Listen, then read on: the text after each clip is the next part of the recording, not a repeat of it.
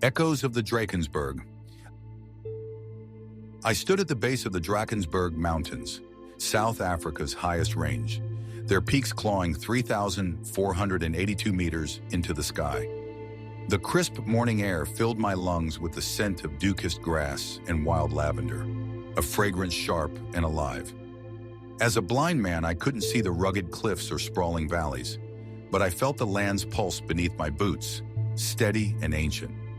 Beside me, my guide dog's Shadow, with a harness snug around his chest pressed close, his soft paws whispering against the earth.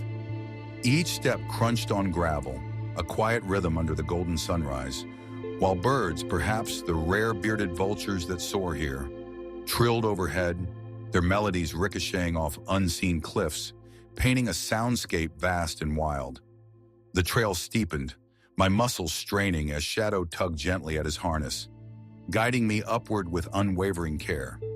The Drakensberg, or Dragon Mountains in Afrikaans, earned its name from tails of mist curling like dragon smoke, a fact I mulled over as the air grew sharp and cool. Then a deep, resonant drumming rolled through the valleys, faint but insistent, vibrating through my chest. I paused, ears straining, my stick tapping the ground. It wasn't a dragon's roar, but perhaps a Zulu ceremony, a call from a people who've thrived here for centuries. The sound pulsed like a heartbeat of history, urging us higher under the warm sun, its rays warming my face as I pressed on, captivated by the mountain secrets. Further along, Shadow slowed, his nose twitching, ears perked.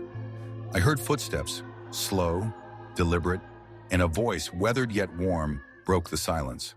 "Sawubona," said an elderly Zulu man, tall, wiry, white hair, adorned with a beaded necklace, leaning on a blue, white, and red gnarled staff.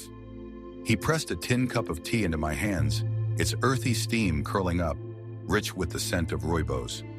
"These mountains hold stories," he began, his tone deep as the cliffs. "My forefathers spoke of Mthunzi, the shadow warrior, from a time before Shaka. Long ago, when invaders stormed these peaks, Mthunzi, a lone hunter, stood against hundreds. With only a spear and the mountain's caves, he lured them into a gorge, triggering a rock slide that buried their army. For days he fought, his courage turning the tide, his name whispered in awe. I sat spellbound, the Drakensberg's 1,000 kilometers of cliffs a testament to such strength, igniting a fire in me to conquer my own path. The trail narrowed, the ground sloping sharply to one side, a void I couldn't see but felt in the distant roar of Tugela Falls, the world's second highest at 948 meters, thundering below. My heart thudded, palms slick against my walking stick as Shadow pressed close, his steady gait my lifeline. The wind howled, carrying the faint scent of rain, tugging at my green jacket. I brushed a rough rock face with my free hand, its basalt texture, forged 180 million years ago in volcanic fury, anchoring me as we edged along the cliffside. Step by careful step, Mthunzi's tale of defiance echoed in my mind, fueling my resolve.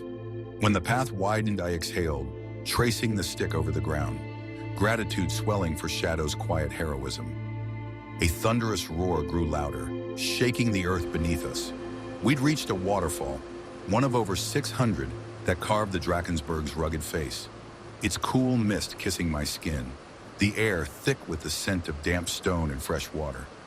Shadow lapped at the edge, his tongue splashing softly, then flopped beside me, panting. I knelt, running a hand over his sleek fur, feeling the rise and fall of his breaths, steady as the mountains themselves. The falls sang a relentless song, a reminder of nature's artistry etched over millennia. Sitting there, I let the journey wash over me, Mthunzi's courage, Shadow's loyalty, my spirit lifted by the power surrounding me, urging me to rise and face what lay ahead.